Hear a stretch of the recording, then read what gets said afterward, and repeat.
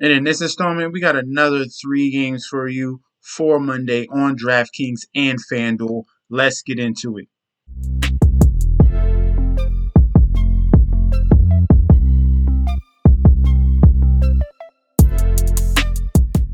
Hey, yo! Welcome back to the channel. It's your boy Chef D, and I'm here to give you the winning ingredients for your Monday night slate showdown on DraftKings and FanDuel, bringing you the top plays at point guard all the way down the center, giving you the value plays and the lock of the night, all right? But before we deep dive into that, don't forget to like, comment, and subscribe to the channel.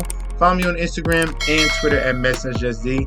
Also, follow me on TikTok as well as Chef_D91. I'll be putting up free picks up there as well. And do not forget to sign up for the Patreon if you want any betting help or DFS help. Sign up there and you will get connected. The link will be down below, okay? Join the team, all right? Team of winning. Now, let's get into this Monday night slate we got going on. 3 huge games. 2 games here are very pivotal. We got Toronto Raptors in a must-win situation and the Brooklyn Nets. So let's look and see if we can find some good value, good opportunity with a lot of these players that we have in these situations, playing home and on the road. Let's start off at the point guard position with Tyrese Maxey for the Philadelphia 76ers coming back home. This is one of the scenarios where we have a young player on the road struggling in those last 2 games, coming back home into Philadelphia in a situation where they want to put out the Toronto Raptors. We should see a similar performance of what we saw from Tyrese Maxey in those first 2 games, 48 fantasy points and 51 fantasy points. We want to see that from him. Even if he gives us 40 at 6,600, that is a plus, all right? He just has to continue to slash, be a decent shooter, chip in with a couple assists and rebounds, and you're looking at a gem of a play for the 76ers and for us on Monday. Let's continue on with a shooting guard position and the guards in general. We have an injury right here between the Toronto Raptors in this series with Fred VanVleet. He left that game in Game 3 with a hip injury, ripping off his jersey. He looks super frustrated. He is currently questionable. We are not 100% sure if he's going to play or not. Definitely stay tuned to the news on Twitter or Roto World, whatever you use to get your updated news. But if Fred VanVleet is going to be out, we're going to have to lean on Gary Trent Jr. here, shooting guard and small forward. He played the past 2 games, coming back from his little illness, and played big minutes, okay? 45 and 39 minutes in back-to-back games. And in back-to-back games, he scored 24 real points, knocking down that 3-point shot, 4-9 and 3 of 10. They're going to need his output on this offense if they're going to keep it even close. Try to keep it close with the Philadelphia 76ers on the road, okay? That's going to be huge for Gary Trent Jr.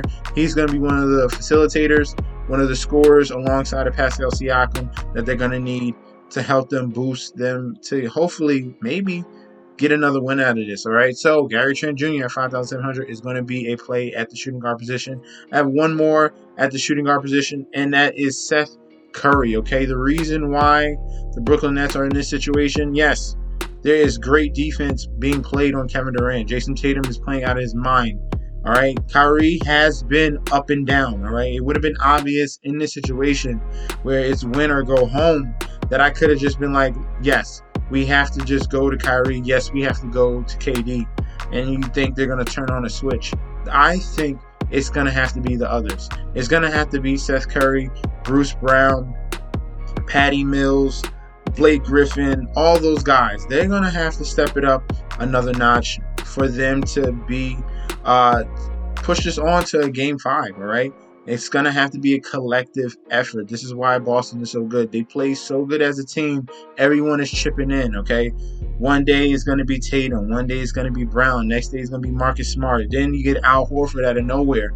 A collective effort. So we're going to stick to the other guys for the Brooklyn Nets. One of those guys will be Seth Curry, getting big minutes, as you can see, 34 in that previous game, 31 and 30. Okay, each in the last 3 games. If he comes up huge, knock down some of these threes, then they can think, second guess, hey, you can't just leave Seth Curry open. He's gonna kill us. All right, so definitely have to focus in on the others. probably for this slate.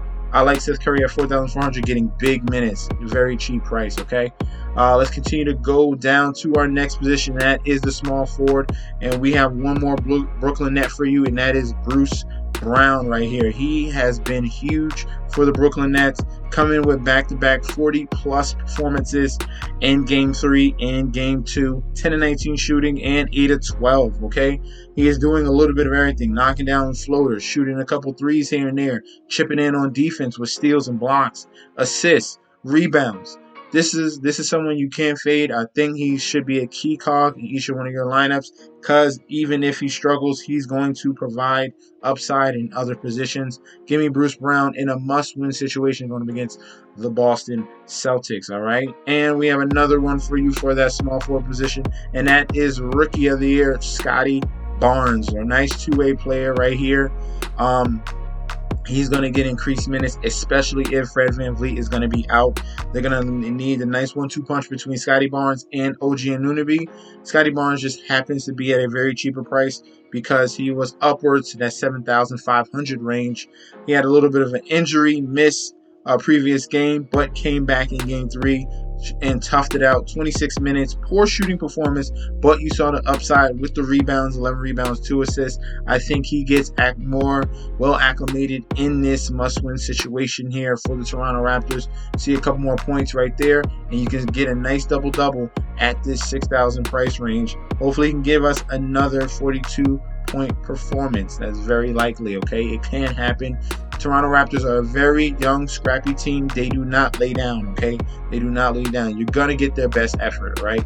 No matter who's in or who's out. So I like Scotty Barnes at the small forward position. Let's go over to the power forward, and I have Tobias Harris. Tobias Harris, I've said it, his name in almost each and every video because he has been so consistent since the beginning of this series. Look at the 4 games that you see of Tobias Harris.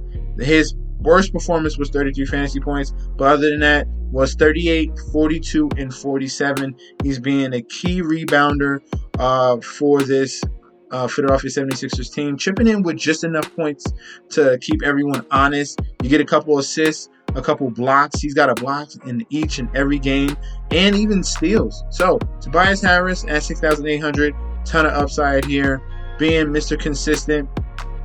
I'm loving what I'm seeing out of him. He's really accepting this role as the 3rd and 4th option on the Philadelphia 76ers. I'm liking Tobias Harris. Let's continue going on. I got one more power forward for you, and that will be, we're going to pay up at Pascal Ciaco at 9,000. This gets glorified if Fred VanVleet is out because he's literally going to have to do everything for this team. You saw it when Fred VanVleet left in Game 4. It was the Pascal Ciaco show. He came through with 34 points, 5 assists, 8 rebounds, 2 blocks, and 1 steal. Definitely has big upside. Triple-double upside as well if there is no Fred VanVleet. And if you're just looking at his splits, he already has had a great year going up against the Philadelphia 76ers, averaging 49 fantasy points. I think he can go well above that just because there's going to be more weight on his shoulders to score, to facilitate, to rebound, to provide energy for this team. And at 9,000 salary, I have no problem going to Pascal Ciaco, all right? Now, let's go over to the center position. I got one guy for you because the centers is really ugly for this Monday slate. It's pretty much Embiid, Siakam, but there's one guy here that can stand out and gives the Utah Jazz the best chance of winning is Rudy Gobert. Okay, Rudy Gobert, you saw in Game 3, well, in Game 4 that they stepped up the defense. Rudy Gobert was being more vigilant, more active on the court. It didn't result into blocks, but you saw the intensity in Utah. He came through with a nice double-double, 17 points, 15 rebounds, 1 block, and that key alley-oop bucket at the end of the game. Maybe they're going to try and fight and claw before they break this team up. Finally, Donovan Mitchell used Rudy Gobert the way he was supposed to in that final moments of that game. Crucial play, great decision-making, and Rudy Gobert did what he had to do. So, if we can even see an increase with the field goal percentage, then you can definitely see upwards of 40 to 45 fantasy points with Rudy Gobert at 7,100. He has it in him. He's going to get the rebounds. The question really is the blocks and the points. And if he's racking those up, then you can see Rudy Gobert go to that very high fantasy point production. All right. So I love Rudy Gobert at the center position. Let's go over to our value plays and the lock of the night. The first value play we're going to look at will be Blake Griffin at 3,600. They made a little bit of a switch, finally giving Blake Griffin some minutes. I think they're going to go back to that in this must-win situation in Game 4. In limited minutes, it was 8 minutes. He came through, made 2 of 3 from the three-point line, chipped in with 1 rebound and 1 block. But the real boost was the energy you saw Blake Griffin provide for this team. A nice boost for the second unit, made things a little bit closer, did very well defensively with switches on to Tatum, Grant Williams, and Jaylen Brown. That was very good to see from Blake Griffin. I don't know why he's been sitting on the bench for so long, but they definitely need his presence. All right, so at 3,200, I expect Blake Griffin to get some run in that second unit in the first and second half, and we could possibly see a gem here at this very low price. So I'm liking Blake Griffin at 3,200. Let's continue going on. The next value play we got is Grant Williams. All right, yes, they have Robert Williams back, and he's splitting minutes with Al Horford. Grant Williams provides a nice X factor, a stretch forward that can knock down the three-point ball, sits in the corner while all the attention is on Jaylen Brown and Jason Tatum and Marcus Smart. Grant Williams is over there scooping up and providing high energy plays for this team and knocking down big threes. He has been a killer to the Brooklyn Nets this series. If we're just looking at Grant Williams here on DraftKings at 3,800 compared to the price of 4,000, so just a little bit cheaper here. He's getting big minutes. All right, 32 minutes in the past 2 games, and he's hitting the threes. 3 of 3 in Game 3. Well, in Game 2 and in Game 3, he hit 1 for 3. Came through with 7 points, 5 rebounds, 1 assist. We saw a better performance out of him in Game 2. I definitely expect him to get the same allotment of minutes because it provides a big mismatch as they use him as a stretch big, all right, that can knock down that 3. So Grant Williams is going to be one of my next value plays of the day for Monday. All right, and last but not least, we have one more value play, and that is Thaddeus Young at 4,700. If Fred VanVleet is out, he's going to get some minutes. Even if Fred VanVleet is in, Thaddeus Young provide huge boost to their second unit, as we saw in Game 4. He came through with 30 minutes, 6 of 9 shooting, 13 points, 5 rebounds, 5 assists, 1 block, 3 steals. He just did a little bit of everything. That's what you're seeing. He's like their little Bruce Brown, but the veteran type here. He came off the bench. They finally used him. I think they like him more than like Chris Boucher. So Thaddeus Young provides that upside as a scorer, facilitator, high energy, and good defense. So definitely expect him to be used just a little bit more in the same asset as we saw in Blake Griffin. Plus, with the injury concerns we got for Toronto, Thaddeus Young will be one of those first guys off the bench. So at 3,700, we got another nice cheap value play, so you can pay up at some other spots and pay up for the lock of the night. And the lock of the night will be Luka Doncic coming back home in this Game 5 we got going on for Dallas, going up against the Utah Jazz. They almost had a win right there. They had the lead with about 40, 50 seconds left and lost it. Luka Doncic coming back home. He's going to probably put the nail in the coffin here to take a commanding 3-2 lead against the Utah Jazz. And I'm liking Luka Doncic at this cheap price before he gets back to his regular price where he's been playing, all season long. But we can get Luka Doncic right here at a discount, $10,600. This is a $11K to $12K value player, as you can see. $12,200 consistently.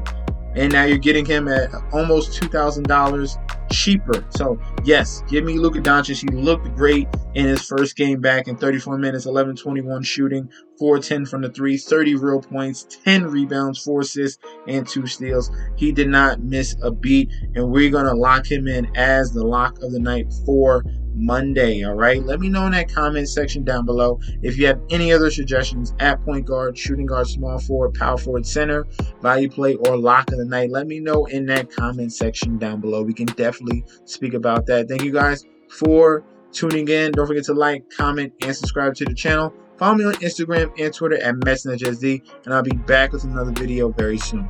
Peace out, guys.